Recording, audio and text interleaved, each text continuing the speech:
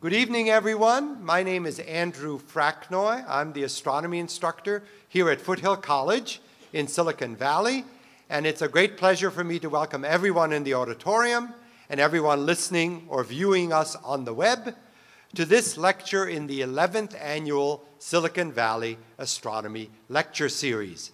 This is a series sponsored by the Foothill College Astronomy Program, by the NASA Ames Research Center, one of the premier NASA centers around the country, by the Venerable Astronomical Society of the Pacific, which is devoted to sharing astronomy with the public since 1889, and by, appropriately tonight, the SETI Institute, the Search for Extraterrestrial Intelligence Institute, which is devoted to the science and education of the search for life in the universe.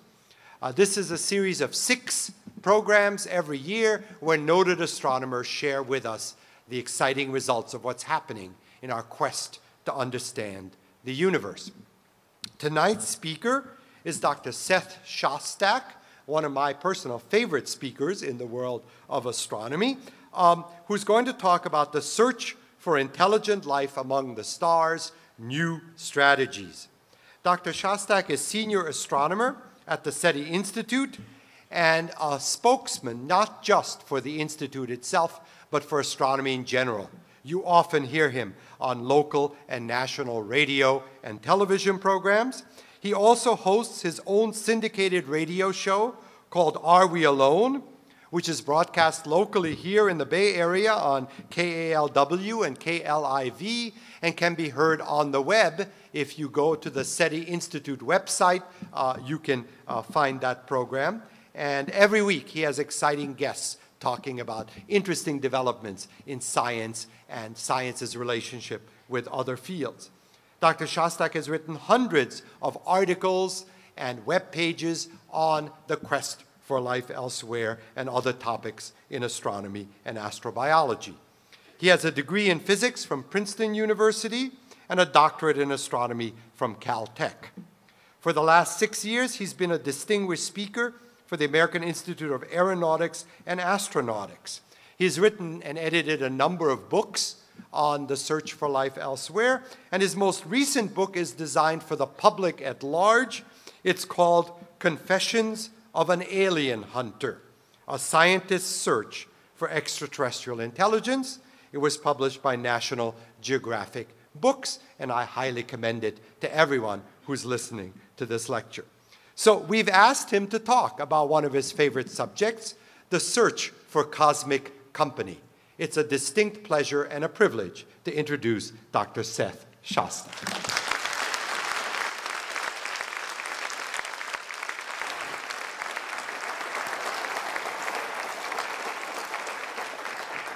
Thank you very much, Andy, for such a nice introduction. I'm afraid that the packaging will be better than the meat, but it's very nice. And I also, by the way, always warn audiences not to applaud beforehand because you will always have regret later. It's nice to be back at Foothill College. Actually, when I first came to this part of California more than 20 years ago now, I had a lot of free time, which is not the case now, but I had quite a bit of free time in the evenings, and I came up here and took some courses in creative writing, actually. It was somewhat by accident. I just wandered into the wrong room by mistake. And I have the fondest memories. I think that Foothill College, to the extent that I can write, taught me how to write. So it's very nice to be back here and to be back part of the lecture series. It's been a while since I've given a talk here. My last talk was what happens if we find ET, and in that I described a little bit about how SETI, and in particular the SETI Institute, which, by the way, I don't know if Andy mentioned, is in Mountain View, so a local institution here, how we're doing the experiment. Tonight, I'm going to simply try and provoke you. This is not entirely malevolence, but it's just to suggest other ways of doing SETI that you might think about. And if the hit rate on these ideas is as much as 5 or 10%, that'll be pretty good as far as I'm concerned. So first off, here's just a picture of the universe, or part of it. You see a whole bunch of stars. There's some, hot gas and so forth there, some cold gas you can't see. In the background, some galaxies. The number of stars in our galaxy is on the order of a couple of 100 billion. I think most of you know that number. the question that has been asked now for a very long time and that we're finally getting an answer to is, well, how many of them have planets? Now, those of you who follow this thing know that we've discovered more than 400 planets around other stars. That per se is not so interesting. What's really interesting is what fraction of stars have planets. And if you talk to Jeff Marcy, who's spoken in this series, or other people who look for extrasolar planets and say, well, Jeff, if you had perfect instruments, what fraction of stars do you think would show planets? And he says, well, maybe half, maybe 3/4. Okay? Now, for an astronomer, half is the same as all. Okay? You don't worry about factors of 2. In astronomy, pi is 1 or something like that. So what that means is that there are on the order of 1 trillion planets in our Milky Way. And if none of those seems suitable enough for you, if you're particularly picky about your planet, you can always go to another galaxy and find another 1 trillion planets. But this is a big number. I just want to emphasize this. People say, why do you think there's life out there? There was a reporter at the Institute recently who asked me, do you really think they're out there? Which I found a very bizarre question to ask of someone who's working at the SETI Institute. I mean, you know, why would you do it? But I said, yes. And he said, well, why? And I said, well, it really comes down to this. It just comes down to this number, because if only 1 in a million of those planets meets the requirements for your gusto-grabbing, free-living lifestyle, that's still 1 million worlds just in our galaxy. So, you know, the numbers look good because they're large. There's something else. There are other indications that might suggest to you that maybe what's happened on this planet is not really a miracle, and that is the fact that life got started here very early. This is a photo I made down in the northwest corner of Australia in the Pilbara Hills. You see these sort of round things. This laser pointer isn't really a laser pointer. It just I'll telepathically tell you where to look. And there's a business card there for size or something like a business card. You see those round things that look like frozen cantaloupes. Those are fossilized stromatolites. Okay, those are just the colonies of bacteria. And we know how old this rock is from radioactive dating. We know that fairly accurately. It's about 3.4 billion years old. What this is saying is that 3.4 billion years ago, right, there was plenty of life on Earth.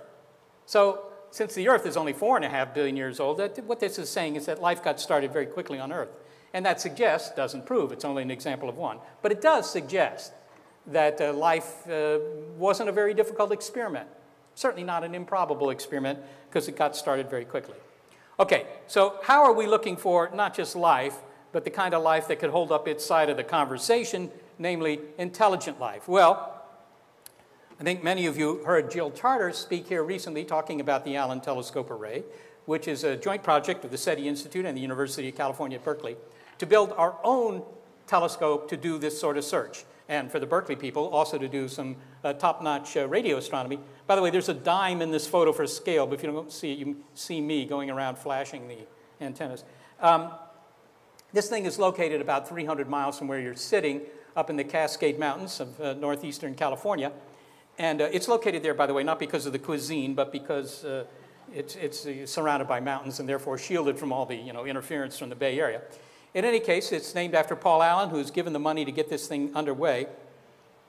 And it's, as I say, an instrument that's really designed from the get-go to be very good for SETI research. This is a big step forward, by the way, because people will often say, SETI is celebrating its 50th year this year, in fact, in April.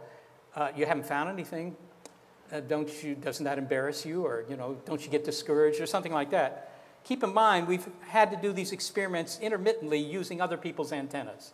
So, it's like trying to find the cure for cancer, but always having to borrow the microscope. It's very slow going. This will have an in-house telescope. We can use it 24/7. That's a factor of 10 improvement in speed right there. Covers a very much wider range of frequencies. These are all technical things. There will be a few technical things in this talk, not too many. I'm told that every time you show a graph, this was a lesson I learned in grad school, every time you show a plot, you lose 10% of the audience. So I have 12 plots in this talk. Put them all at the beginning so that you don't have to suffer long. And it can also, this is a really important point, and this has to do with the nature of antenna arrays. It can look at more than one star at a time, so you're not just looking at one star and then looking at another star and looking at another star. When I say looking at a star, of course, I mean we assume that they have planets around them. This is an aerial shot I made about a year ago. There are currently 42 antennas in this array, but the design goal is to make 350 of them. But it's not the only way we do SETI. We also do optical SETI, so-called optical SETI, and this is a photo up at the Lick Observatory. This is a telescope that's about 1 meter in diameter, so it's, you know, a small telescope, an old telescope, but perfectly adequate for aiming at nearby stars, using some electronics in this white box behind, that, by the way, was put together by Shelley Wright here, who was a student at the time, an undergraduate student at UC Santa Cruz, and look for very brief flashes of light. Right? If you get a brief flash of light in a nanosecond, in a billionth of a second, and maybe you count, you know, 100 photons or 1,000 photons, that's got to be something special, because the stars don't do that. Right? A star 100 light years away, like the sun, would produce less than 1 photon in a nanosecond for a 1-meter telescope. So this is another way to look for life in space. They may be flashing us with their lasers. So we have these dual approaches. Now, this whole field was begun, as I mentioned, 50 years ago by Frank Drake. Here's Frank. He always put on a tie and a jacket when he's standing out in the cold there in West Virginia. This is the 85-foot antenna that he used in the spring of 1960, pointing it at 2 nearby stars, hoping to eavesdrop on signals coming from those stars. This was Project Ozma. And he started what is known as today's targeted search strategy, because he didn't point the antenna at random. He picked 2 nearby stars. They were about 11 or 12 light years away. They were stars like the sun, and he looked at first one and then the other. He actually scored on the second one. He got a signal, but it turned out to be the US Air Force, so that didn't count as alien intelligence. There you go. Okay, now, I want to emphasize, this was the strategy that was chosen then, and this is the strategy we still use a lot today. The SETI Institute is very keen on targeted searches, and the Allen Telescope Array is planned to also look at individual stars, okay? And the idea is that you look at the nearest ones first and you work your way out. But I'm going to suggest tonight some alternatives to that. Now, this plot, which was made up for a magazine article, just gives you some idea of how much search space we've looked at, right? I mean, you're looking for ET, you haven't found it. Well, this tells you why. These are all the, you know, just a couple of the parameters of the signal, right? They've just been plotted as 3 axes here. And you can see various experiments. Actually, this Allen Telescope Array is, you know, for the future. We haven't actually filled that in yet. So you can see that very little of the search space has actually been examined, right? And so when people come up and they say, you know, you haven't found anything, you guys ought to give it up. And I get emails like that every day. I respond to them that this is completely analogous to going to Africa in search of megafauna, right? Landing your ship on the shore and examining one city block of Africa and then saying, well, that's it, no hippos, no elephants here. You know, I think I'll go home. There's no megafauna. There are no megafauna in Africa. And that would be early days. That would be premature. The same with SETI. Okay. Now, the Allen Telescope Array has a design goal of not 42 antennas, which is what it has now, but 350. Okay. Now, building the rest is pretty straightforward. We know how to do that now. What's missing here is the check. So if one of you want to buy an antenna, you can buy an individual antenna. I recommend you buy the whole array. It's per antenna less expensive for you. And so that's the deal here. This is the possible result of that. Okay, what's plotted here? This is one of those 12 plots. What's plotted here, I just did a little bit of geometry here and then an extrapolation of what this instrument will do in the future, because we know what the technology will do. You're all well aware of Moore's Law. You live in the Silicon Valley. You know that the price of computers drops by a factor of 2 at any given performance level every 18 months. So the same is true for SETI. SETI is mostly digital electronics. It gets faster all the time, doubling in speed on average ever since Frank Drake's original experiment every 18 months. So what I got plotted here is how far out into space, how far out have we examined all the interesting star systems? Okay, so, you know, here 100 light years out, and then, you know, a few years later we're at 200 light years and so forth. What's really interesting here are these numbers. These are what are called estimates, which is a euphemism for guesses as to how many societies are out there broadcasting a signal we could pick up. Carl Sagan figured there might be 1 million. If he's right, then we should trip across ET before 2015. Isaac Asimov figured 670,000, and it takes till 2022 or something. Frank Drake himself typically says 10,000. Okay, now, I've asked Frank many times. I don't know if Frank's in the audience. He may be here. You can ask him why he came out, or how he came up with this number, and that's some sort of secret sauce. But in any case, it's the most conservative number, and even if you take the most conservative number, then it's still the case that this experiment's going to pay off in 24 years. Okay. All right, now, you might say, yeah, but, you know, these are all guesses. They're all guesses, and they are. They are guesses. But on the other hand, these are guesses by people like Carl Sagan, Frank Drake, and so forth. These are the people that motivated this whole search. So if you feel sufficiently impressed with the arguments that have been made for doing this, then the result of that is that you should expect success fairly quickly. Right? This is not like building Salisbury Cathedral in England, which took, you know, what, I don't know how many centuries it took to build that pile of stones there, okay, where you say, well, my great-grandkids will do it, you know. Either it's going to work within a generation, or there's something fundamentally wrong with the premises. Now, I think we might even be able to speed things up, but in order to do that, you have to know this number here. Typical sensitivity for SETI, these are the best numbers, but these are the sorts of things you can get down at Arecibo, and maybe eventually with the Allen Telescope Array when you get it built out, is 10 to the minus 25 watts per meter squared. Okay, that's the weakest sort of signal you could find coming in on a 1 hertz channel and so forth. Now, you know, what is that? Well, I mean, it's just a number, but let me give you another example. If you take one of those Allen Telescope Array antennas and you aim it at the sky and you're collecting a signal that's at that level, and you've been doing that ever since the dinosaurs were snuffed, in other words, for 65 million years, after 65 million years of collecting that with one of our antennas, the total amount of energy we'll have collected is the amount of one ant raising one leg once. Okay?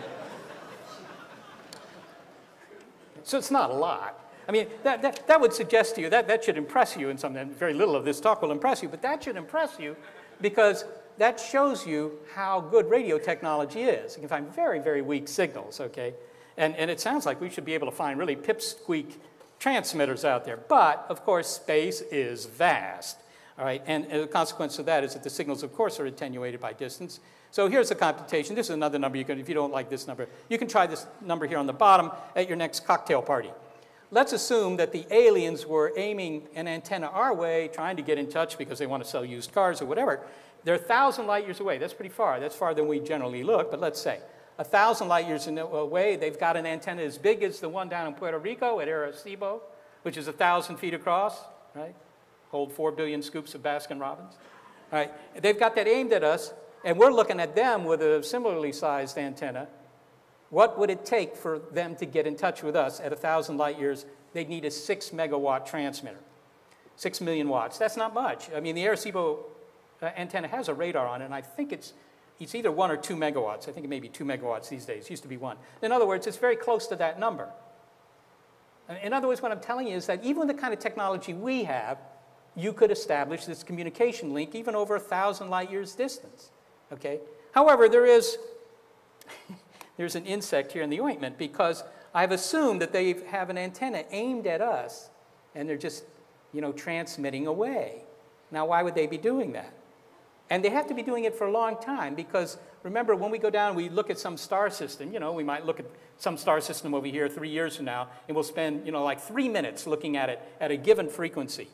Right? 3 minutes. The aliens get 3 minutes to get in touch from that star system. So in order to have any chance that we're going to hear them, they've got to be beaming their signal at us for a long time, typically thousands of years. This is the Drake equation, but that's what they have to be doing. So here's an alien.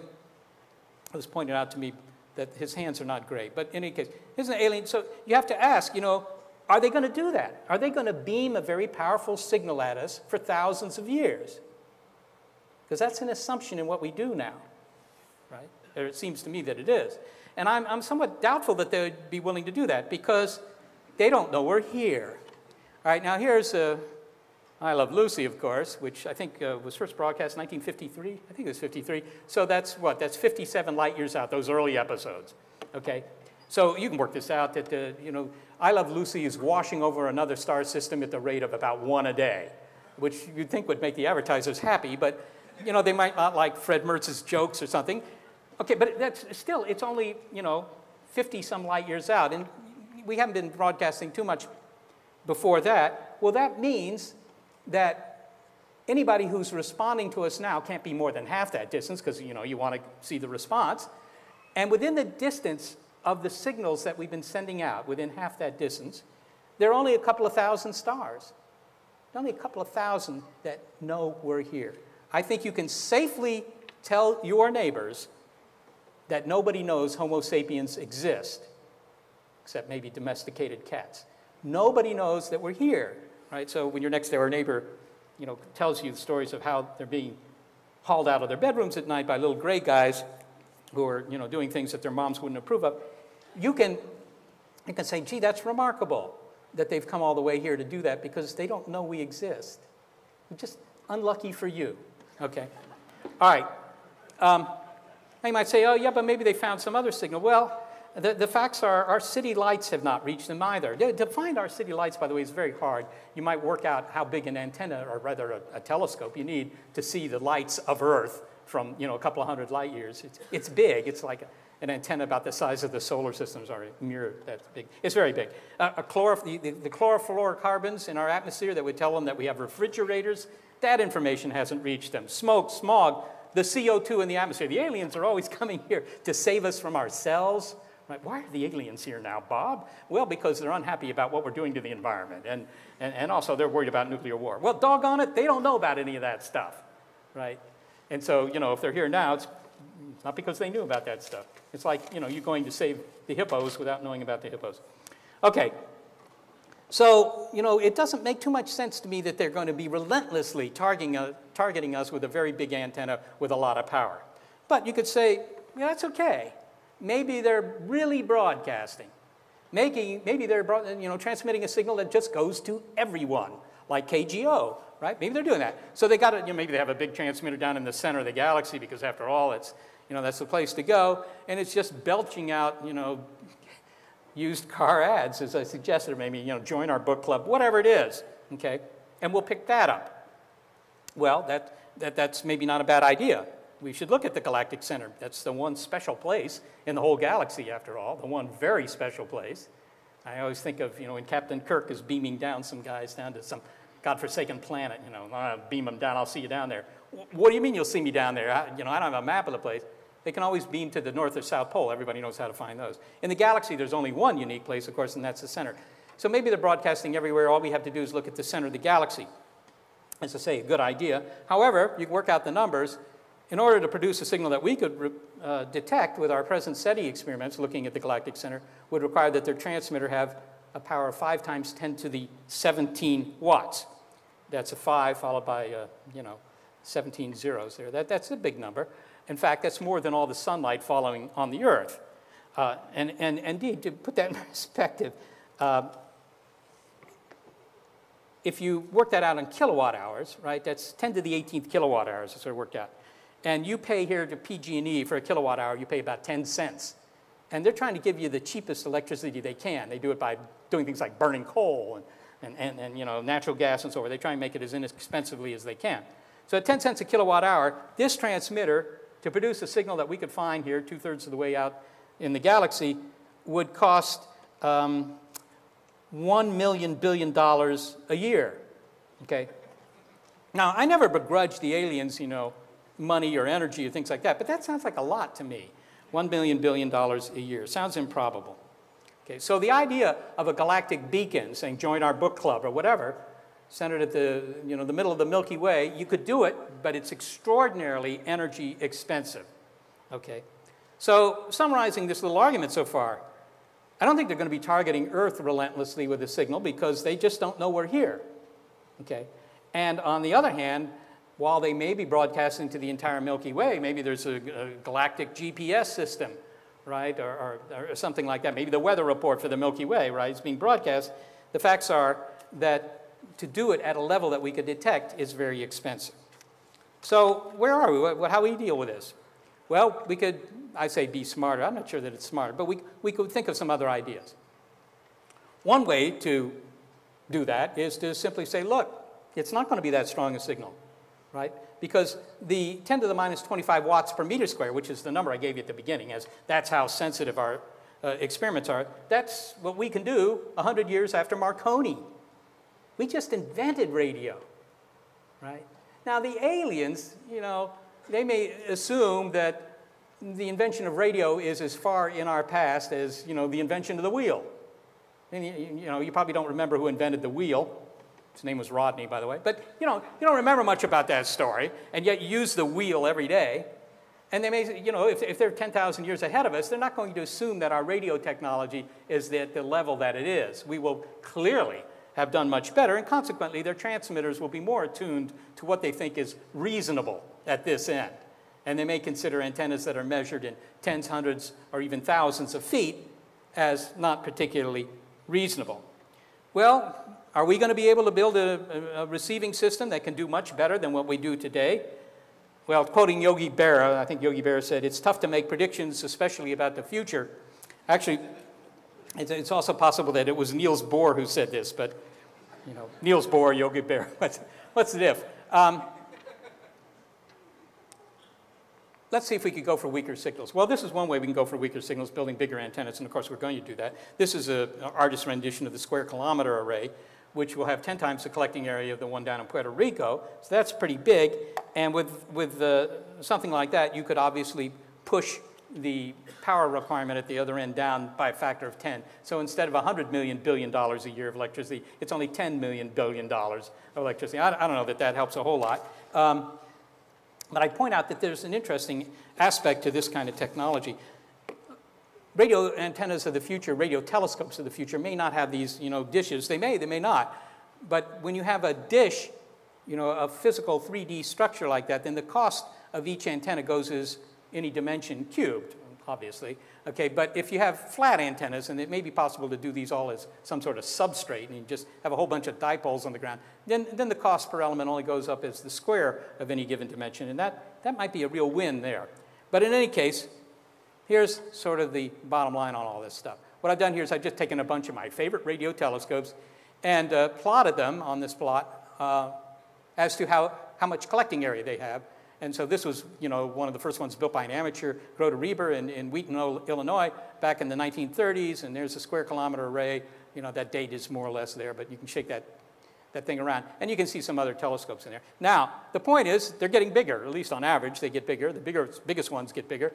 And this is a least squares fit plot there. And you may or may not believe it. But what it shows is that over the course of 100 years, the antennas have gotten about 100 times bigger.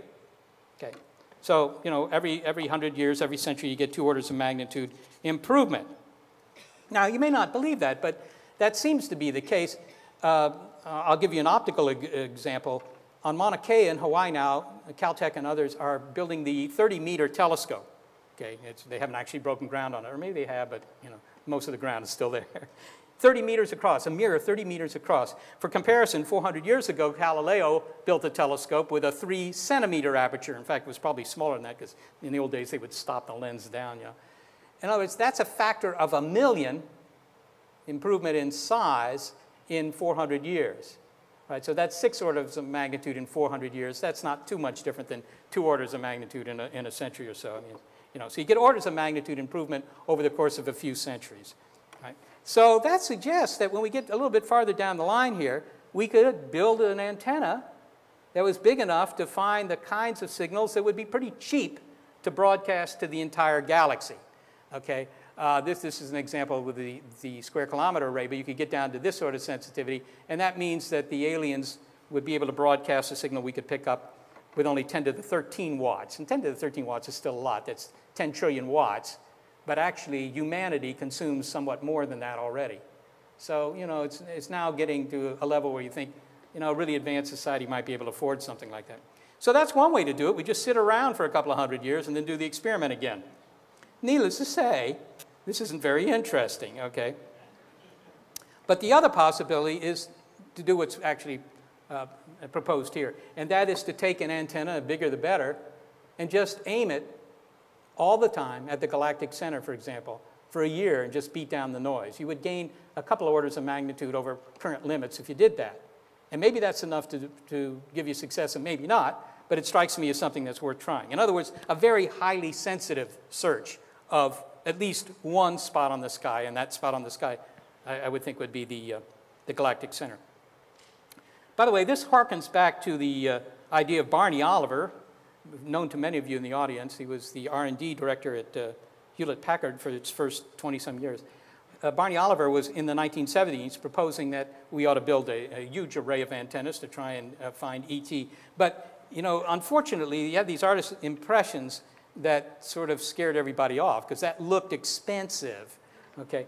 And I'm sure, well, in fact, it was expensive. There were, you know, these billions of dollars. But on the other hand, that sort of misconstrued what his idea there was. His idea was, look, you build one antenna, and you do the experiment. And if it doesn't work, you build 4, and then you build maybe 16 and so forth. That you just keep building it until it works. And that way, you never build more than you need, okay? Which I thought was a clever approach. Hasn't been done. Okay. Here's another way we might approach SETI. This is just, you know, to get your creative juices going. Special cases. I like special cases.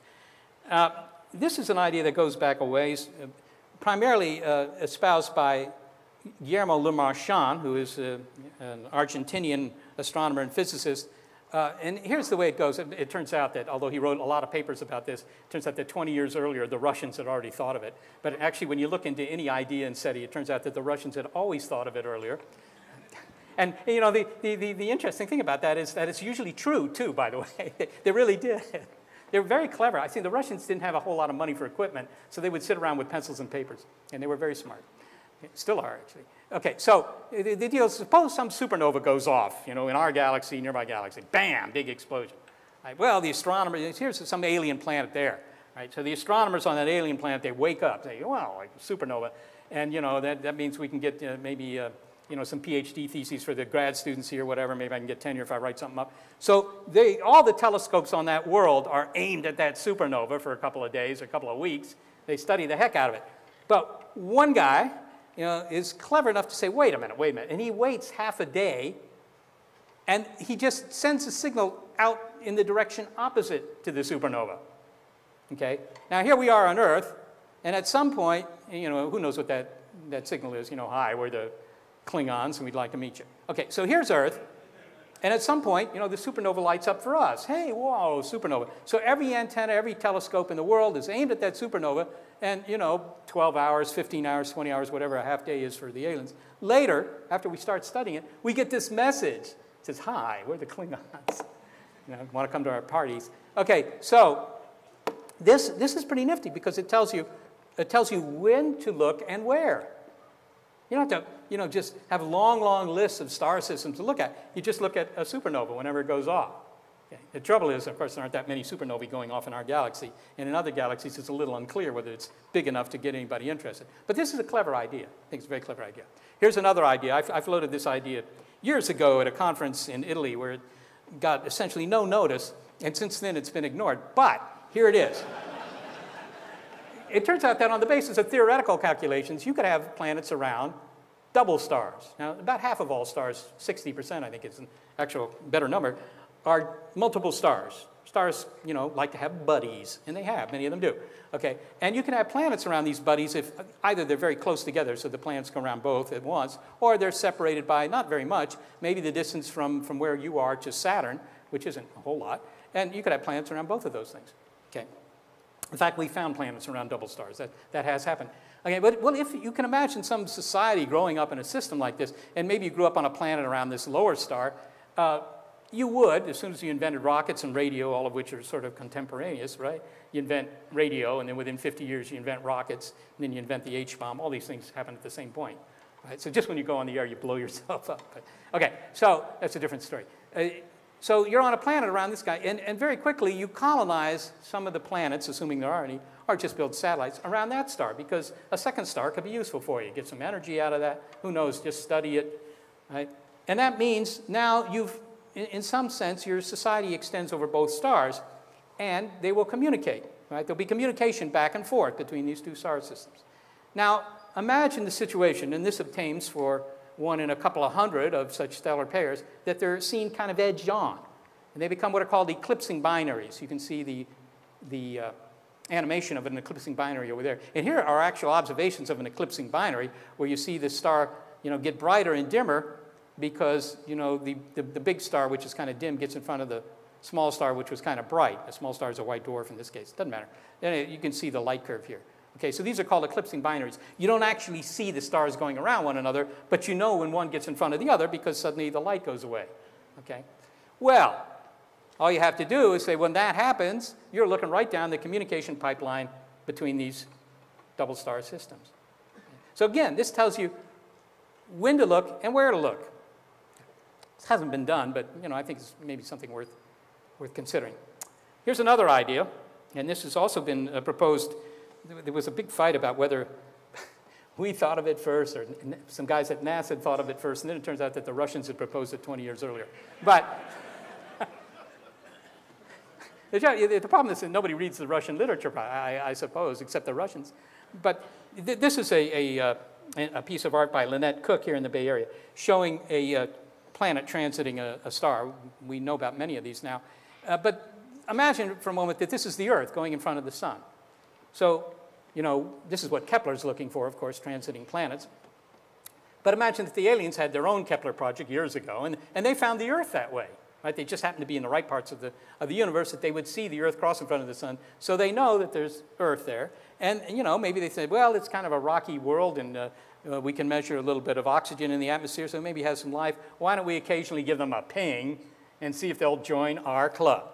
Okay, so maybe what they'll do is they'll say, look, we have to figure out when to broadcast to them. We don't know that there's any intelligent life there, but we'll broadcast to them sometime during the transit, which takes a couple of hours in the entire year. The Earth takes a year to go around the sun, and for a couple of hours, it'll block the sun from their point of view. Okay? So all we have to do then to get in touch with the aliens is examine the ecliptic. We just look at the path of the sun through the sky. We move the antenna 1 degree every day. Right? So there goes the sun around the ecliptic. We're looking in the anti-sun direction, of course, right?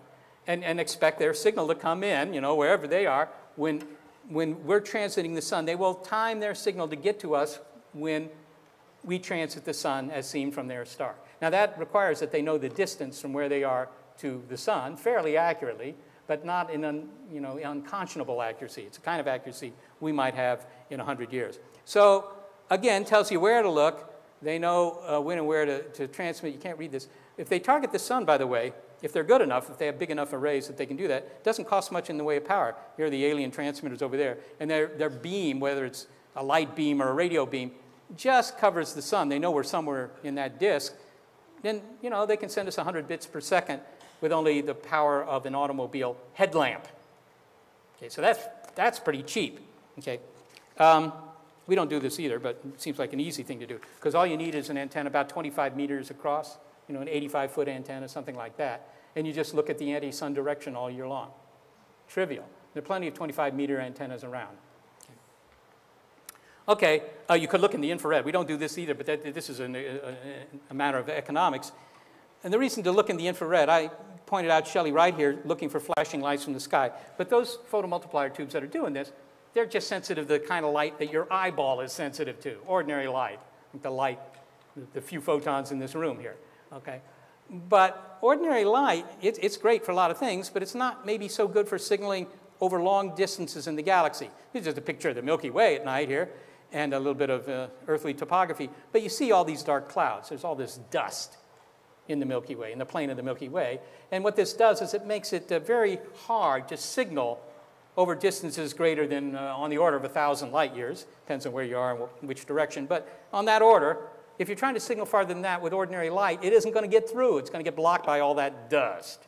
Okay? So, but not in the infrared. Infrared goes right through the dust. Okay? So, doggone it, all we need to do is have a SETI, optical SETI experiment in the infrared, and let's look for things. And the problem with that is the infrared doesn't penetrate the atmosphere. So in order to do this, you have to move the experiment into space, or maybe the backside of the moon or wherever. And that's too expensive at the moment, but it's a very obvious thing to do. Okay, here's another idea. SETI is, SETI experiments, we're looking for a signal in space, but we only look at one little tiny patch at a time. It's kind of, like looking for, looking for comets. Now, you don't use the world's biggest telescopes to look for comets, because they're looking at a little tiny patch of the Keck telescope will never find a comet.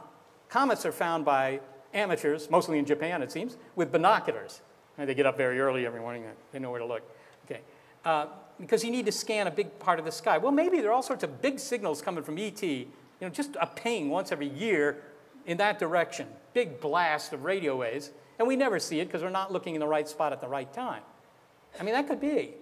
If they just once a year made a big ping in any spot on the sky, you would say, I don't know what it is, Bob, but there's something very weird in that direction. And you would spend whatever money you had to examine that spot on the sky. And then you might find a very low-powered transmitter that was, giving you their version of their encyclopedias or their internet or whatever it is. Okay. But we have no way of finding something that's going off, intermittently in some part of the sky because we don't cover enough of the sky at once. Well, here's one way you could do that. You could use the moon as a garden ball. You know those silver garden balls? You put them I don't know how many of you have those anymore. If you have the storks in the front yard, probably don't have those either. Okay, but one of these garden balls, these silver garden balls, and the deal is if you look at this thing, you see the whole sky, right? And you see your neighbor's house and all that. So you see everything. It's a really, really fisheye lens. Okay, well, the moon works that way with radio waves. So the radio waves come in from at least half the universe. They bounce off this thing. And, of course, unfortunately, they get scattered in all directions. But some of them get scattered back toward your telescope. So by looking at the moon, you're looking at least half the universe. Okay? Now, because of these geometric effects, of course, your sensitivity is down by a small factor of 50,000, 100,000. But, what are 5 orders of magnitude when you're talking about aliens? Because if it was a really honking signal, one that, would just about fry your toast, then this would work. And again, the size antenna you need for this is, again, on the order of 25 meters, at least at the kind of frequencies that SETI usually uses. So you could just cover the whole moon with this thing and just follow the moon. In fact, you want 2 of them, right? The moon tends to set. So you have one on one side of the Earth, the other on the other side of the Earth, and you just look at it all the time. Look at it all the time. Just in case. Okay, here's another scheme. This is a spectrum of the Earth as seen from space. Now, you notice a couple of things in the spectrum. This is just a distribution of the light. This is kind of a rainbow of the Earth. And you see it has oxygen, better known as ozone here, carbon dioxide, things like that. These are indications of life, not so much the carbon dioxide, but the oxygen is. Right? The oxygen in the atmosphere here, to the extent there is any after you've been in here for a while, the oxygen in here is due to plants. You know that, right? Mostly, bacteria, blue-green algae, as they're called. There's also methane in the atmosphere here, which you could detect in space. And the methane is due to what's politely called bovine flatulence here on Earth, also porcine flatulence. So this is a way to find pigs in space, if you find methane in somebody's atmosphere, right? Okay, so this is another way to be smarter in this sense. They may have done this experiment. We haven't done this experiment with other planets really to speak of, but they may have the instruments that we'll have in 20, 30, 40 years to be able to get really good spectral information coming from planets around other stars. And the point is, this signal from Earth about the plants has been going out into space for 2 billion years. Right? That's when the oxygen began to build up on Earth's atmosphere. At least that's the best number. Okay, so for 2 billion years, we've been broadcasting to space, not I Love Lucy, that's only been the last 50 years, but for 2 billion years, we've been broadcasting, hey, Earth has plants. I guess the fact that the aliens aren't here says that there aren't too many alien vegetarians. Maybe that just occurs to me now. But okay, all right, so they know about our plants. Now, knowing about our plants, might be interesting for the botanists among the aliens, but it doesn't mean that they would send any signals our way because, after all, you could have aimed signals at Earth 300 million years ago. We had a lot of plants. There was plenty of oxygen in the atmosphere, but there was nobody to pick up. I mean, the trilobites were not big in radio technology. Or if they were, they hid all the information. So you could just because you find that a world has life doesn't mean that it has intelligent life. We've had close to 4 billion years of life on this planet, right? And only in the last 100 years has it been technological. So just because you find a lot of worlds that have oxygen in their atmosphere, or whatever you consider the spectral signatures of life, doesn't mean, now we know where ET is. No, now you know where maybe trilobites are, bivalves, or in any case, ferns. Okay, but this may suggest a strategy for them because they may have done that. They may have done this experiment so thoroughly that they have hundreds of thousands of so-called bio-worlds, right? They've got a long list of these things, and we're on it. We're on this list of worlds known to have biology, or at least plants, okay, which you consider biology, right? Okay, and maybe those lists are very long. I'm being optimistic here that that life is not a miracle of some sort or, very, very exceptional. Then there will be large numbers of worlds that have biology, and they may have long lists of these, and they may say, well, we don't know which of these have intelligent life, but these are at least worlds with life. Well, so why don't we try and get in touch with them? But we can't spend a lot of time on each one. because each one has a pretty low probability of having a life. So maybe they just ping them sequentially. Here's an example, a real numerical example. Suppose ET pings 1 billion targets. They found 1 billion of these. That's a big number. Over and over and over again, every 3 days or whatever it is. They just go through the whole list again. They send each of them just a 1 nanosecond ping. They do this with light, say. All right, 1,000 photons per second, so per meter squared. That would be an easily detectable signal even for our experiments today. So every couple of days they do this. If they have that kind of duty cycle, then the repeat interval is 3 hours. So every 3 hours, you would get a ping from these guys. Every 3 hours, big ping. Okay? And again, that would tell you, well, there's not much information in the ping, but there is this information in the ping. It gives you a spot on the sky. They're there. There's something funny there. And then you would, again, you'd put all your grad students on it. Okay. Now, to do this requires a 5 gigawatt laser, which is pretty powerful. But again, that's something we can build. So this isn't so much of a demand on the aliens. So what this suggests to me is that maybe if ET is really trying to get in touch, aiming big antennas at the Earth all the time, this doesn't seem to me as reasonable as maybe a 2-tier transmitting strategy where they just first try and get your attention with a ping, right? And that just means you're on a list, okay? And then they have a low power, always on transmitter that has all the information. Right, that's just always on, regurgitating the information over and over again. Remember, if ET is hundreds of light years away, 500,000 light years away, we're not going to get in conversation. I mean, it's going to be very tedious, right? You finally hear from these guys, so you send them a response, hi, we're the Earthlings, we'd like to know what you look like and whether you have rock and roll. Okay, and you send that, and it takes 500 years to get there, and if they deign to reply, that's another 500 years for the response, and then they come back and say, please repeat that, or whatever. So that's tedious, right? It's going to be one-way communication, essentially one-way communication.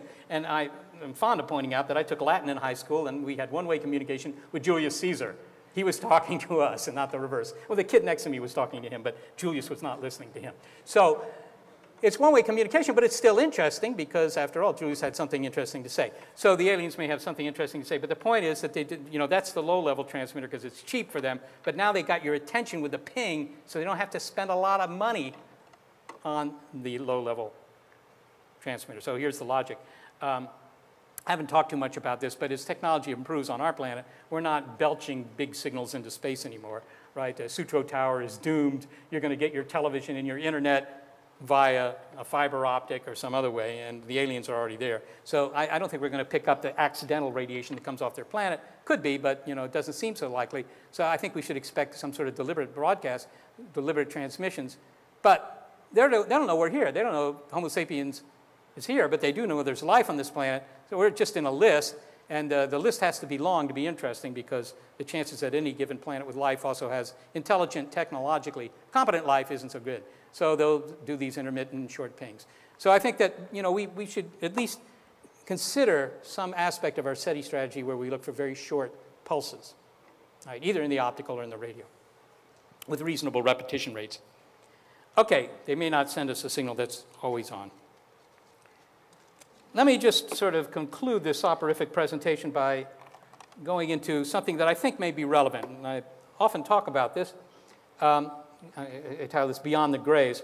This is sort of the impression we have of what the aliens will be like, of course. These little gray guys who obviously have no sense of humor and not much dentition, who sit around. And as I point out all the time, these are merely projections of our future. This is what we're going to become because, we're losing our hair, but these guys have gone way beyond that. We're losing our olfactory sense, so their noses are pretty small too. And, but the only thing that's gotten bigger are their eyes because in the future, your job description will be design websites. So this is your descendants right here. That's, and this is the way I think many of my colleagues, I think many people in science in general, if you ask them, what are the aliens like? They start giving you a laundry list of things about us. Really, carbon-based life forms, carbon-based life forms, Captain. And that makes sense. Carbon works better than anything else. But, homochirality, they've got either left-handed or right-handed molecules, plate tectonics, big moons, big planet around to chase away asteroids, bigger than rats, smaller than 10 elephants. They have to have something to pick up a soldering iron, otherwise you don't hear from them. A lot of people tell me, the dolphins are really smart. Well, they may be, but they're not building radio receivers or transmitters. And I figure the reason is if you try and hold a soldering iron in your beak and use it underwater, it doesn't work. Okay, stereo vision, okay, this is the assumption about what ET is going to be like, and then there's arguments, oh, well, they have 4 appendages or 6, or, you know, will their brain be up here, down there, whatever, that kind of stuff. But of course, I think this all misses the point, and the point is, given by this plot here, my favorite plot, by Hans Moravec at Carnegie Mellon Institute. It's 10 years old now, so we ought to fill in some data up here. But anyhow, it just shows the amount of compute power you can buy per $1,000 ever since 1900. Okay, it's going up, and those of you who are still conscious may have noticed that this is a semi-log plot, which is to say it's going up exponentially. A highly overused word, exponentially. You hear it every morning on the news, you know, exponentially, but I'm sure the newscasters have no idea what it means. But anyhow, this really is exponentially, so you can feel confident that you won't be exposed. Anyhow, the point is that by 1997, for $1,000, you buy the compute power of a spider. Not so interesting unless you're an arachnophile. Today, you know, following the curve up here, you buy for $1,000 the compute power of a lizard, which might be interesting if you're trying to sell car insurance. Okay, so, but the real point is that by 20, it's bad when I find my own jokes funny. I just, fortunately, almost never happens. By 2020, right? By 2020, your laptop has the compute power of you, right? Now, this is being pointed out by lots of people now, okay? And there's very little doubt about this unless, you know, there's some sort of nuclear implosion or something like that. This is going to happen. And the usual question is, so what happens then to us? And you know, some student at the University of Washington said, they'll kill us all, right? And that's, I explain that as the natural optimism of youth. I said to the student, you know, look, I have some goldfish at home, and I'm smarter than they are, but I don't wake up in the morning saying, got to kill those guys. That never occurs to me. My personal plan is when this happens, I'm just turning the keyboard around, you know, you type, whatever. Okay.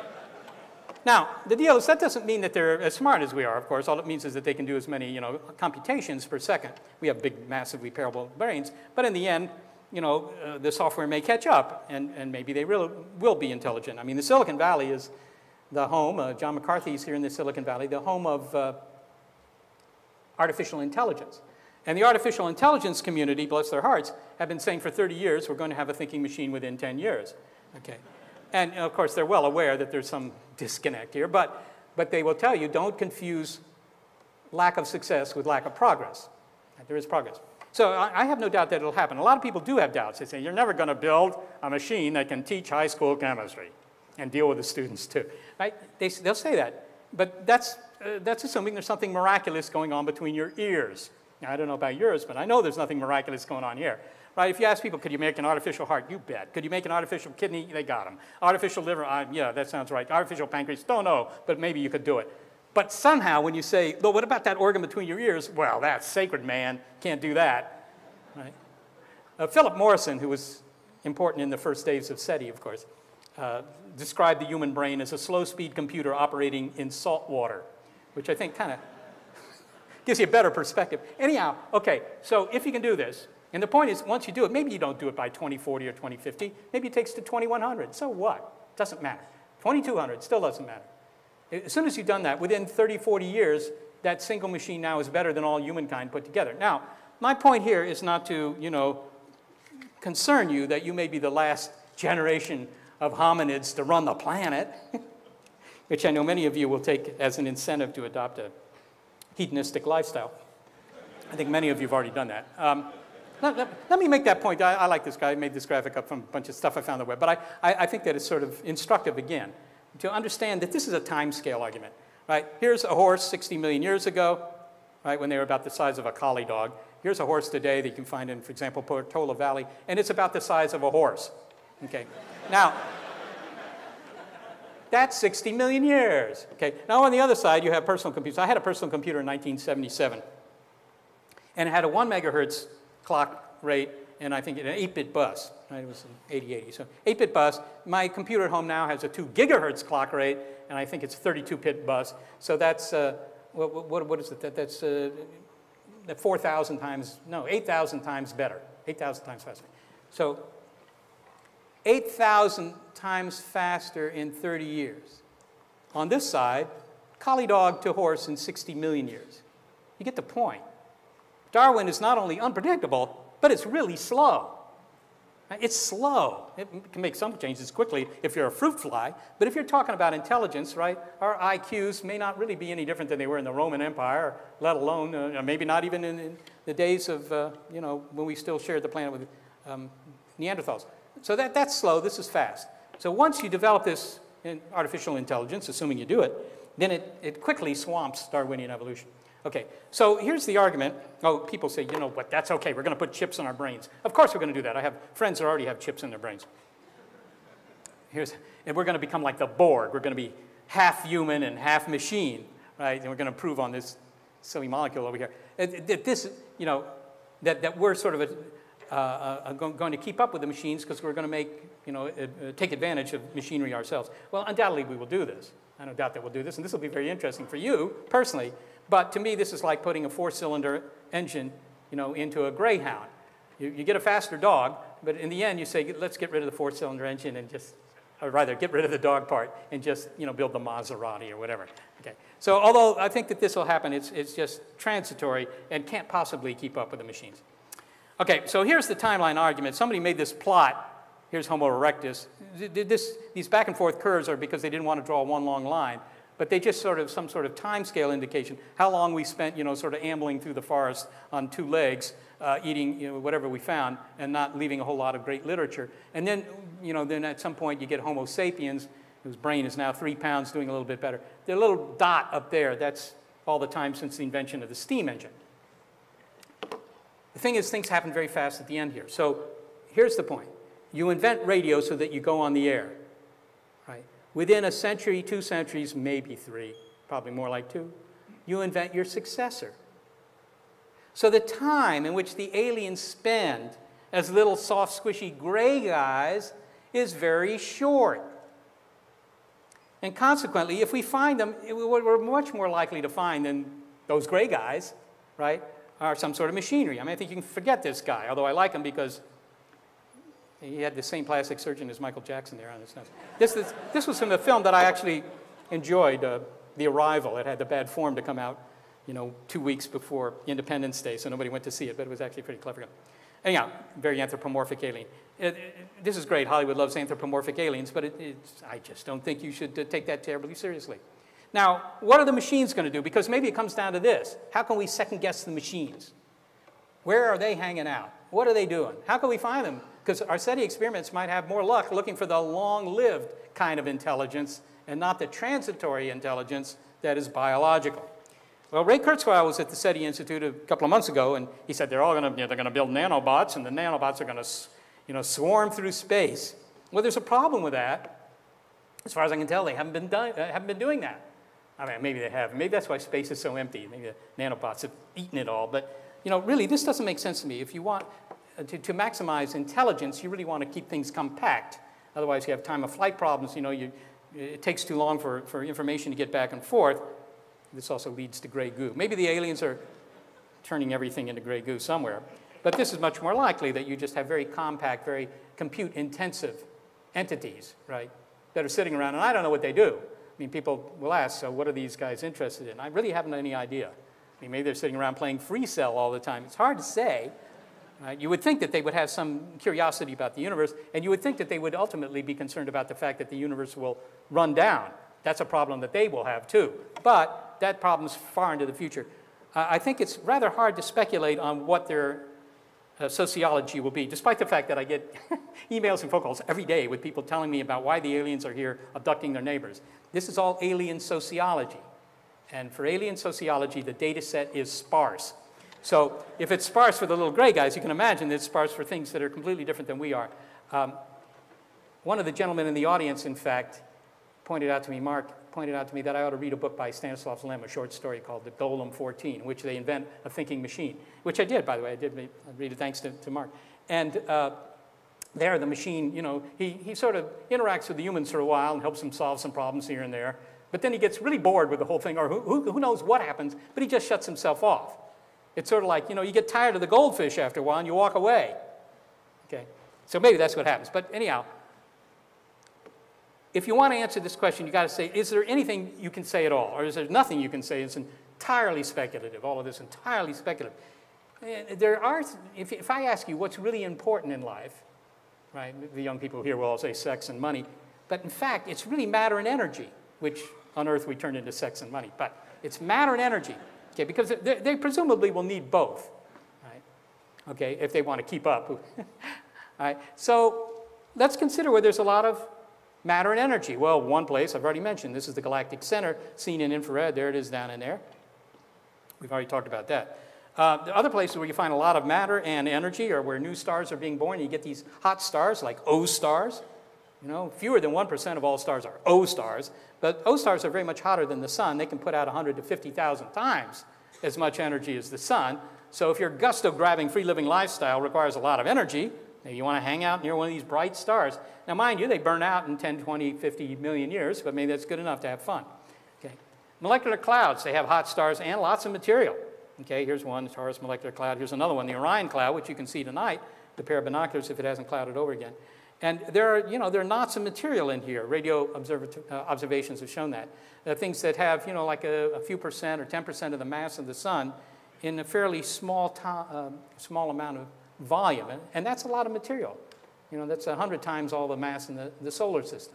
So if that's of interest to you, if you have big building projects and you need a lot of energy, then these are the kind of places you might go. And you might, in fact, be making your presence known. This is, again, speculative. Why would they broadcast?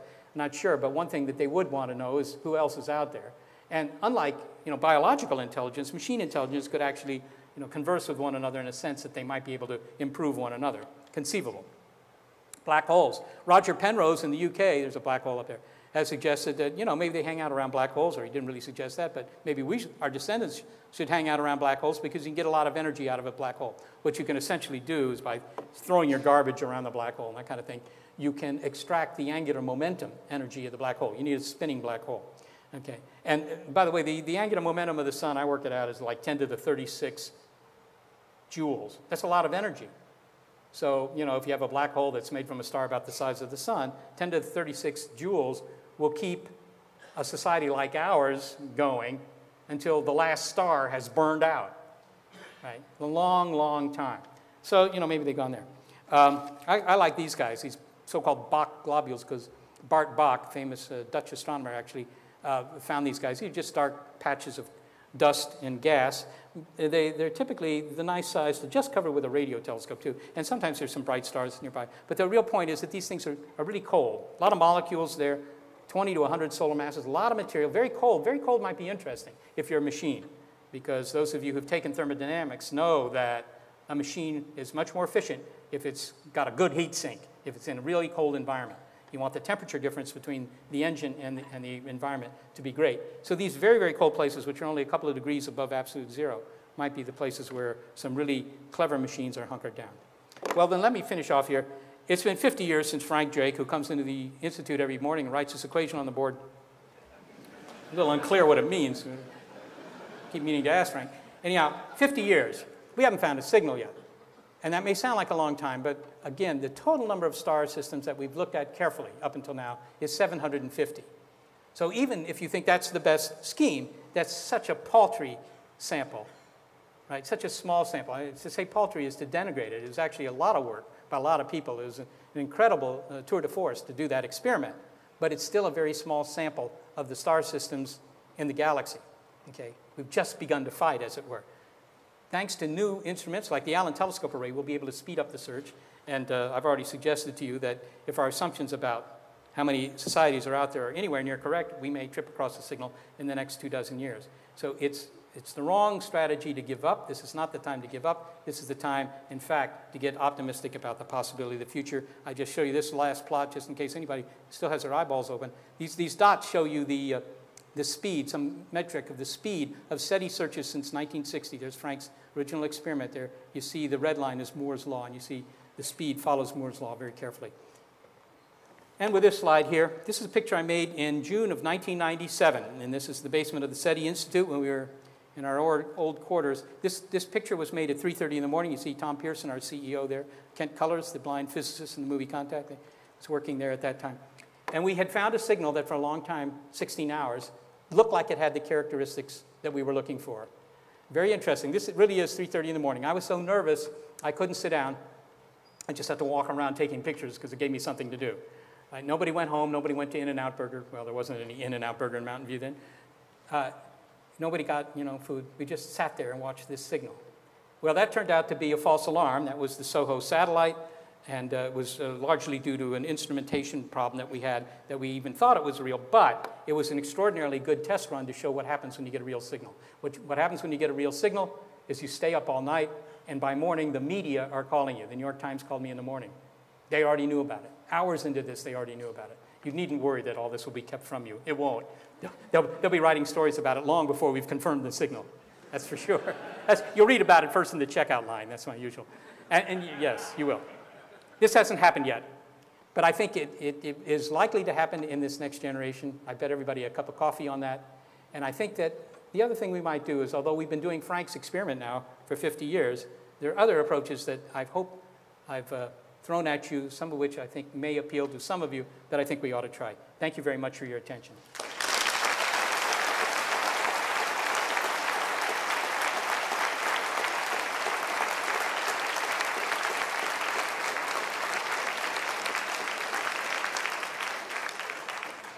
Yeah, my question is, so a couple of things you pointed out in the talk were essentially looking at waste products. I Love Lucy broadcasts oxygen, which is really a waste product for plants. As you look at ideas about more advanced civilizations, this computronium idea, that kind of thing, has anyone ever given any thought to what kinds of waste products a civilization like that might produce and what you might look for to just see if they're leaving a trail of trash behind them? Right. Did everybody hear the question? I'm not going to repeat it because there's a PA system here. I'm sure Desi Arnaz would thank you precious little for calling his long-running program a waste product. But you're right. I mean, in a sense, you're looking for the residue, and oxygen, by the way, is actually useful for us, if not so much for the plants. But somebody has, to answer your question, somebody has done that. There was a presentation I heard a couple of years ago, and unfortunately, I can't remember the guy's name. He was an economist, and what he did is he said, imagine there's a really advanced society, and they're kind of aggressive, and they just sort of sweep through big sectors of the galaxy. And what are they going to leave behind? They're going to leave, if you look behind Alexander's army, walking around Europe and the Middle East and into India, there was all this junk left behind, right? The remains of the encampments and the food and all that stuff, dead bodies, whatever. And so he tried to figure out, indeed, the answer to your question, what would be left behind. Unfortunately, I don't remember the answer to your question. But there was, among the things to look for were strange radioactive isotopes, because presumably they would have, of course, some form of nuclear power, and some of the obvious reactions were considered. And they all produce these isotopes that you wouldn't find in nature, right, in the abundances that you might find in the trail of some colonizing force. So that article actually is probably published somewhere. Send me an email, and maybe I can find it. But indeed, at least one person has looked at it. I think it's a good idea, although it's kind of disconcerting to think that we're looking directly for the trash. Over here, let's try this again.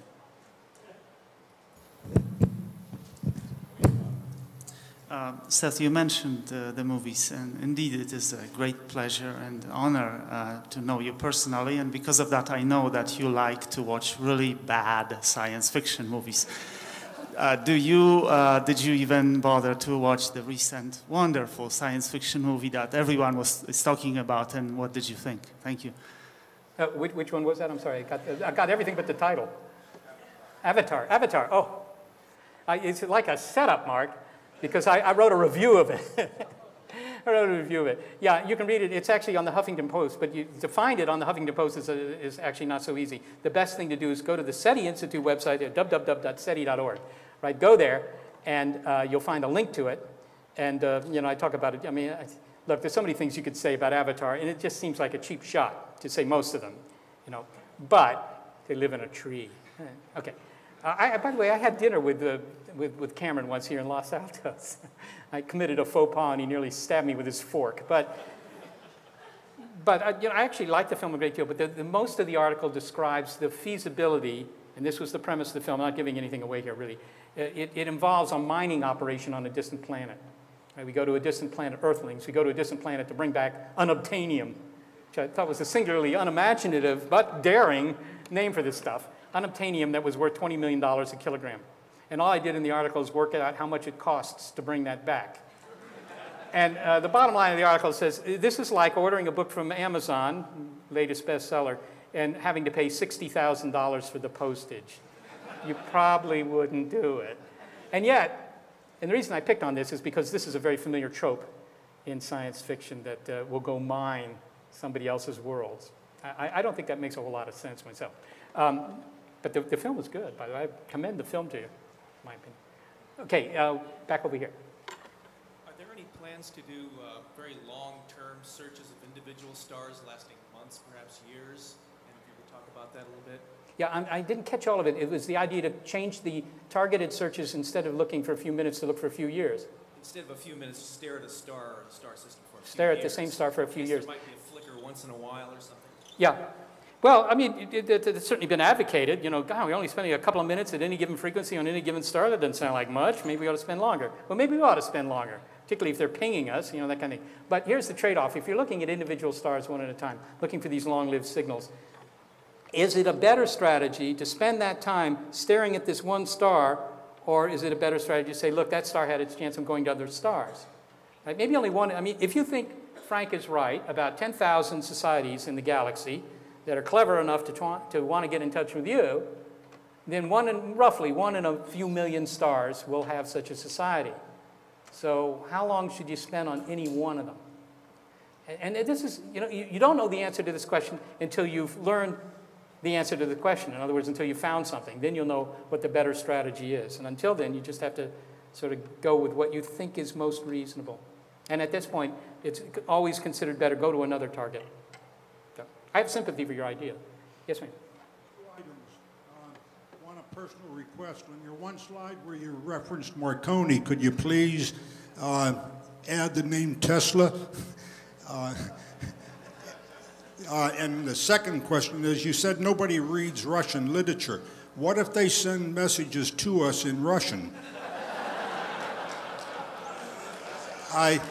What I'm trying to say is, if your equipment's reading a math system with base 2 and they're sending a message in base 12, you know, how are you reading these things? Okay, I got to cut you off there because that's 4 questions. but they're good ones, all right? And the first one was to mention Tesla. Okay, well, I'm a great fan of Tesla too, Nick. You know, and indeed, he was as important for radio, I'm sure, as Marconi, in fact, maybe more. But of course, you know, radio waves were predicted by Jim Maxwell, right, in the 1860s during the American Civil War. So maybe you ought to give him credit. And then again, there was Heinrich Hertz, who actually generated radio waves in 1888. So, you know, it's a long history. It was a shortcut for which I apologize. The second question was, yes, nobody reads Russian papers. What if they're sending us messages in Russian? Let me point out something about that, actually. People usually assume that one of the things that SETI does is you get all these bits coming down the pipe out of your radio telescope, and you're analyzing them, looking for patterns. I don't know, I think the value of pi is in here, George. I don't know, I learned that in 7th grade. It'd be kind of disappointing if they sent me the value of pi, but okay, maybe it's a Fibonacci series. I read Dan Brown.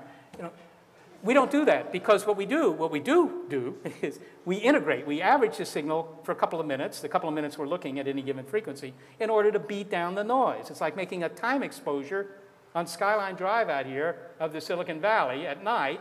If you hold the shutter open for a minute, then you can see all this faint stuff, but the stoplights all look simultaneously red, yellow, and green because you've lost the temporal information, right? Well, we do the same. So we're losing all the bits. Right, all the modulation, that's all gone away. It's just a signal. All we know is they're on the air. And if you take, for example, a television signal, you average it for 3 minutes, you know, a lot of the entertainment value goes away. and I know my friends in the audience are thinking, there is no entertainment value. But okay, so, with that example, if you could just barely detect the signal in 3 minutes, then you would need 10,000 times more sensitivity to get time resolution of like a microsecond, so you can see the signal. So in other words, for the lay audience, here's the deal. You find that they're on the air, and now you have to build something much, much bigger to have a chance of getting the message, at least in the radio. In the optical, it's a little different, but in the radio, okay? And you know, you say, well, is that going to happen? I think it's going to happen.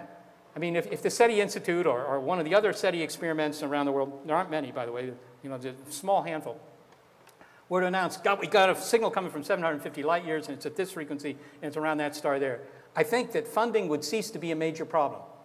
And I think you would have the money. You'd have a worldwide effort to build that very large antenna and then get all the bits, and everybody would download these bits onto their hard drives, and there would be plenty of people who spoke Russian in case that's what they're doing. So I don't worry about that. But I don't know that they'll be in Russian, Chinese, or anything like that. They're going to be, who knows what they're going to be. A lot of people say mathematics. I'm not that keen on the mathematics approach to language because it's hard to describe things like art and government, you know, with mathematics. But maybe they'll just send, said to some guy today, just send a picture dictionary. A lot of pictures with a lot of words, and then after that send plain text. Or just send their version of the internet. It's so redundant that you'll figure some of it out. So I'm not too much worried about the language problem. With the 350 arrays, isn't SETI afraid that the FCC will fine SETI for producing a signal for more than 50 hertz, causing earthquakes and lightning strikes? You're going to have to repeat the essence of that. My hearing, I guess, is not very good because I didn't quite get it. We're worried about the FCC being concerned about the signal being broadcast by 350. Producing a signal more than 50 hertz, which is the standard that they only allow a certain signal. I believe it's less than 50 hertz. Okay. Can somebody who heard that tell me? Did you hear it? Are you worried about a signal at 50 hertz? Or? I believe that the FCC has a set standard where they have the yeah, right. Are you worried about, okay, so you're worried about the health effects of powerful transmissions? Yes, there is a satellite, or not satellite, excuse me. There is a system in Alaska that can produce 1 billion hertz. Yeah, you know, you're worried about the HARP system and stuff like that. Now, look, to begin with, we're not broadcasting at all. Right? We don't have any transmitters on those antennas. I mean, Arecibo has a transmitter used for radar studies of the solar system and also the upper atmosphere. But we don't broadcast at all, so there's not much danger there, right? In fact, the only danger at the observatory are the bees and the snakes, but not from the antennas. So I don't see that as a problem for us. You might say, well, the aliens, you know, they're not going to allow very, very powerful transmitters because of the health effects, but you don't have to have the transmitter on your planet. I mean, I think if you had a transmitter, you know, running at 10 to the 17 watts, if you could do that, right, you would definitely have it in space. And 10 to the 17 watts, Barney Oliver used to say, you know, waveguides melt. He had a point there. And I don't think 10 to 17 watts is very feasible. Yes?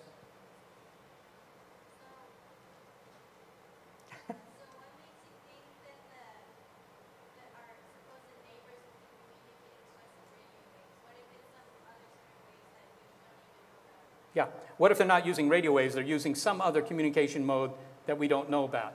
I have to tell you, it's a good question, and I get this question every day in email, usually 5, okay, along with the ones that are having difficulties with aliens in their personal lives. I get 5 of those, too. And by the way, I don't think anybody's hoaxing me. They're all very sincere people. I kind of enjoy talking to them, but I don't know that any of them have proven to me that they're being really visited, but I'm getting off the subject here. What was the question? Other kinds of waves. Yeah. No. What if they're not sending radio?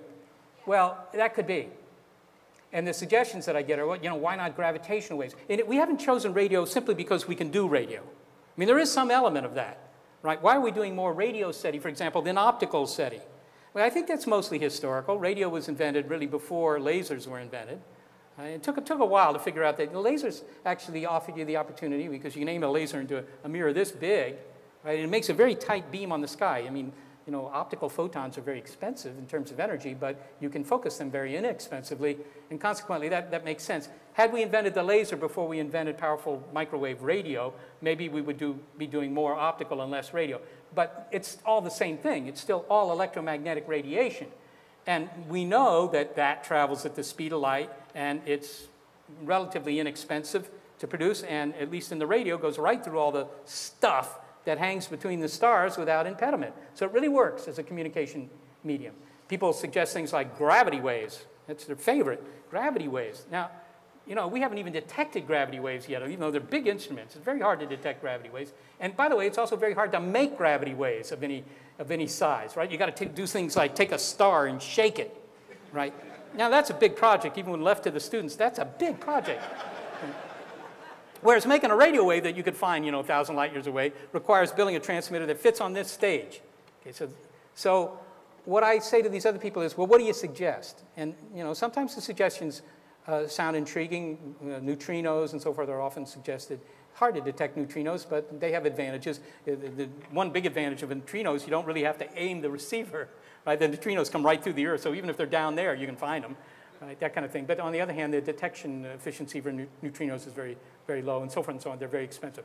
So, if you got a better idea, send me an email. But I have to warn you that a lot of people have done a lot of thinking about this.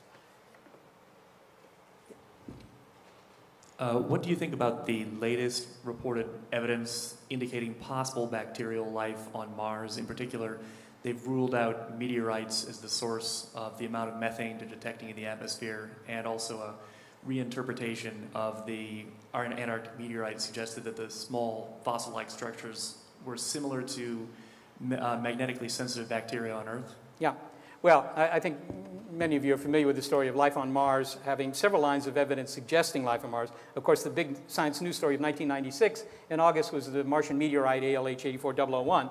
And some NASA scientists at Huntsville and also Richard Zayer here at Stanford University opened that thing up, and they claim that they have seen evidence inside that indicates that there were microbial Martians at least 4 billion years ago. Now, that's very contentious, and it has been ever since the announcement, and I think it's still contentious. A lot of it hangs on the interpretation of these magnetic materials in there, which look like the kind of magnetic materials that bacteria make on Earth. But I'm not the one to ask about that. Actually, at the SETI Institute, we have on the order of 60 scientists, 50, 60 scientists, and almost all of them are astrobiologists. SETI is a small part of that, okay? And the single subject that is most studied at our institute is Mars. So I recommend you get in touch with some of those guys and ask them their opinion. But at this point, I think they would all agree that while there are many suggestive things, like the methane on Mars is very suggestive, right? That it's not at the point where you say, we know there was life on Mars or that there is life on Mars. It's still indicative and not definitive. I think that that's fair to say. Yes, sir? I read something a while back that was thought-provoking, and I'd like your thoughts on it. The possibility of detecting signals depends not only on how many intelligent civilizations exist, but on how long their technological capability persisted. And since the age of the universe is, what, roughly 11 billion years or something like that? Yeah, 13 billion. 15, big number. If there's only 10,000 order magnitude intelligent civilizations to look for, the probability that they all exist at the same time as us seems pretty remote. So how do you factor in the simultaneity of our technological capability to listen and the capability of someone else sending to be existing at the same time? Yeah, the gentleman's question has to do with the fact that, why do you think that they're out there broadcasting now? The universe is very old, and maybe they, those radio waves that would indicate ETs out there have washed over this planet, 300 million years ago, and the bivalves didn't find them. Or maybe they're going to come in another 300 million years. But all of that is encompassed in the Drake equation, right? Because that last term in the Drake equation, L, how long a civilization lasts, actually deals with it. And this is the way to look at it. Suppose I ask you, how many students are at Foothill College, for example? Or at Stanford. At Stanford, to make it easier because it's a 4-year school. How many students are enrolled at Stanford? Well, you could figure that out. You can make a pretty good estimate by saying, look, how many freshmen are admitted every year? Take that number and multiply it by the average number of years they stay there, which is 4, right? So that gives you the number of students at Stanford, fairly accurately. Well, what Drake was saying, and this is the right way to look at it, it seems, how many societies are born every year in the galaxy, right? Intelligent societies, societies that are technological. How many come online, if you will, every year? And that number might be less than 1, but it's some number. And then how long do they stay in that transmitting state? It's completely analogous to the Stanford example there. And that gives you the number that are broadcasting signals that are going right through your bodies as you suffer through this presentation. And that's the number that was estimated at being millions by Carl Sagan or 10,000 by Frank Drake. It's the number that are contemporaneous with us. that are out there now, if you will, broadcasting now. And they're, you know, they're time of flight issues here, but they're not important. Okay, got that? Let's take 2 more questions because I know looking stultified. Yes? All right. Assuming that we do find an extraterrestrial intelligent life, and paranoia aside, what rational planning have we done to prepare for this mathematically probable? Yeah. You're asking, what planning have we done to prepare the world for this news? More like, what are we going to say to them? What are we going to say to them? Oh, that's, yeah. Okay, that's a different thing. You can answer the other one, too. Yeah, I'm going to answer both. Okay. As far as preparing for how we deal with the news, there is, in fact, there's not a whole lot of preparation. I mean, I don't know that Spain did a whole lot of preparation for the eventuality that, you know, Chris Columbus might trip across a new continent. But we've done more than that, and there is actually a document, it's called a protocol, which I think is a very unfortunate name.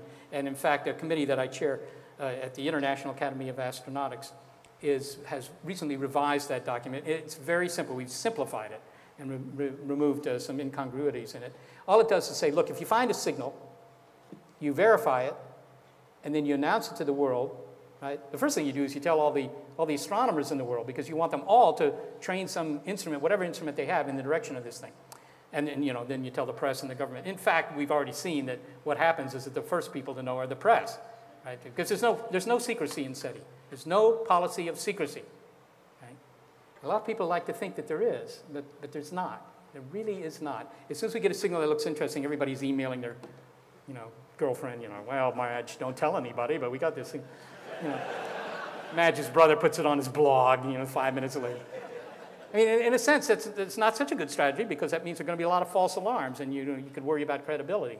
But, in fact, there is no secrecy. So that's what it says. And then it says one more thing, and that is no response to a detected signal will be made without international consultation.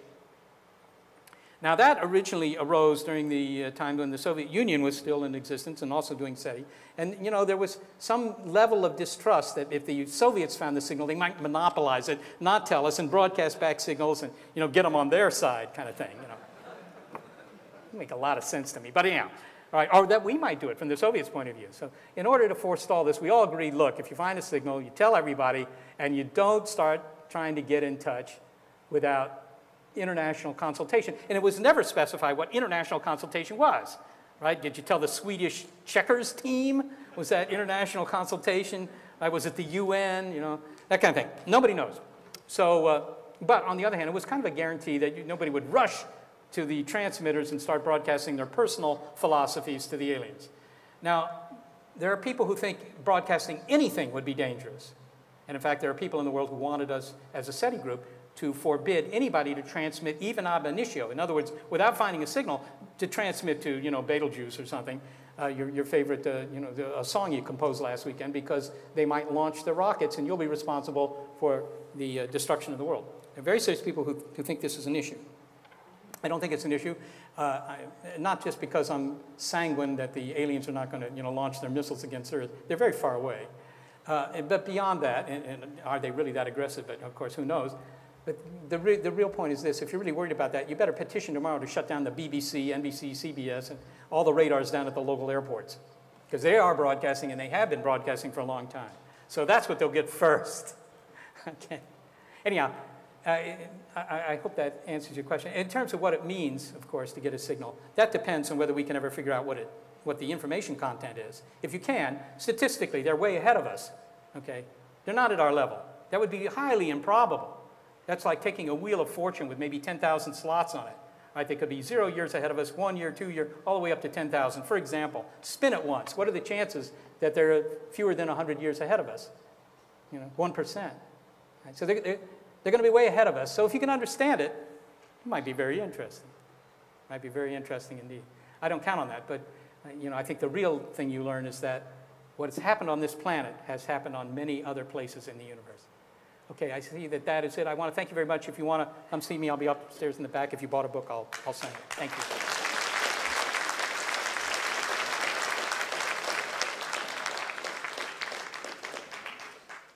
Great. So thank you all for coming. We hope to see you at future lectures. Thank you, Seth, for a wonderful evening, and he will be available to sign books right at the top of the auditorium. Thank you all.